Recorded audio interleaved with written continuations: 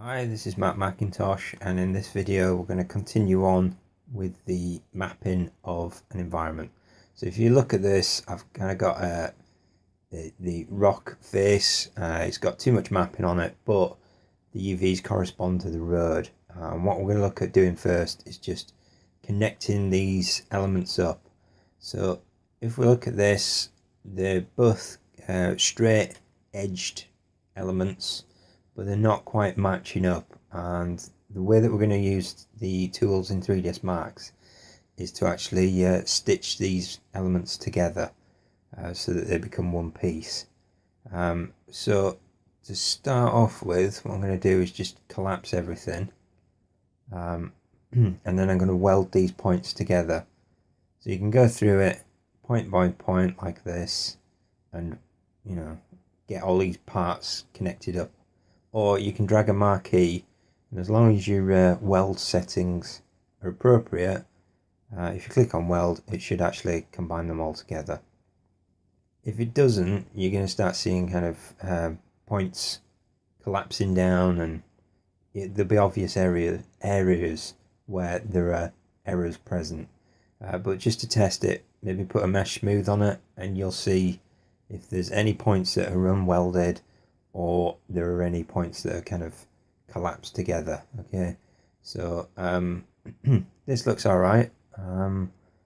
Once you've done that, you don't need the mesh smooth, so just get rid of that again. And now I'm going to look at putting on an unwrap UVW so that we can get these things connected, because if they're separate meshes, you can't connect them.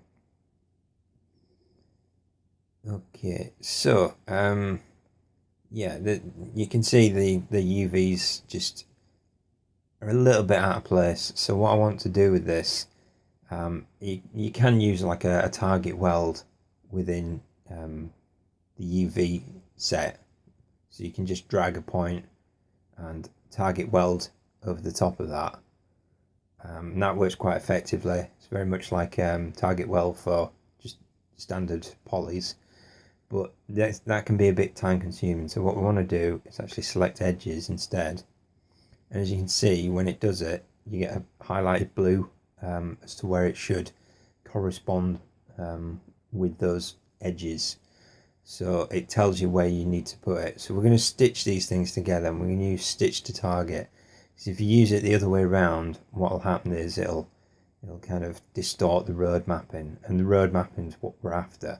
So we're wanting to connect all of this kind of boundary to the target, which is the road, the blued area.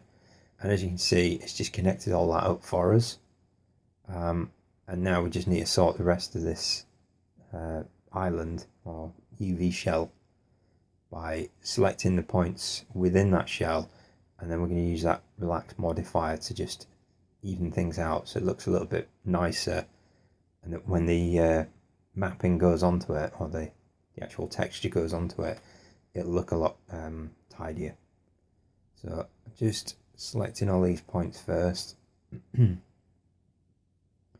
making sure that I'm not actually selecting the outside areas, mainly because they act as a pinning environment. Anything within those areas will relax. If you start relaxing the outside part, it'll go all weird and start flapping around all over the place, and you want to avoid that. So yeah, keep the green outline unselected when you do this sort of stuff. Okay, so if we're just going to the relax tool, and I'll give it a go on the relax by centers. This should actually, as you see, just pop everything into position. If you got any errors, just redo it again, and as you can see, it sorts out without any issues. And that's trying to get the even size of the polygon represented as part of a UV.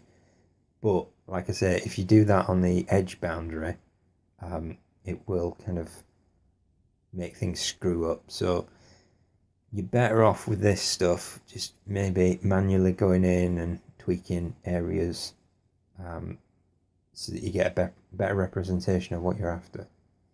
I'm not going to do the other side, maybe because you've seen it on on the side that I've been working on there.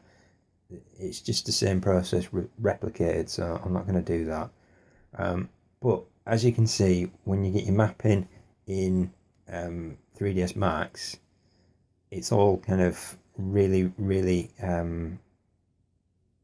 what would be the word, really repeated, and we want to avoid that in 3ds Max.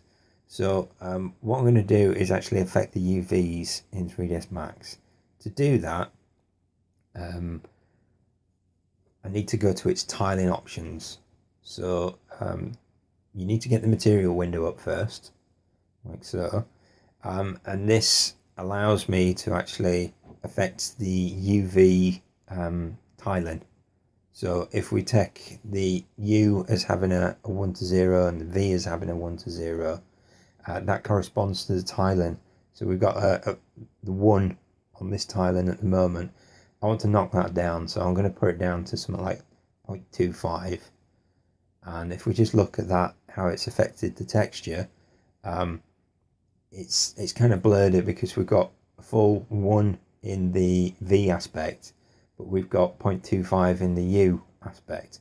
So we need to kind of alter that that V aspect so that we get a little bit more less distortion. So I'm going to put it at 0.5, and as you can see, that's kind of evened it out, so it's not quite as repetitive. I'm just going to try like a lower value though, 0.4. Okay, that's evened it out even better. You're probably thinking, well, why would I use these values? Because it's just affecting it in Max. You can type those values in Unreal to get the same effect as part of a texture coordinate aspect, so that you can make the texture this size in Unreal. So if you work it all out in 3ds Max first, you should be able to get those values. Okay, thanks for listening.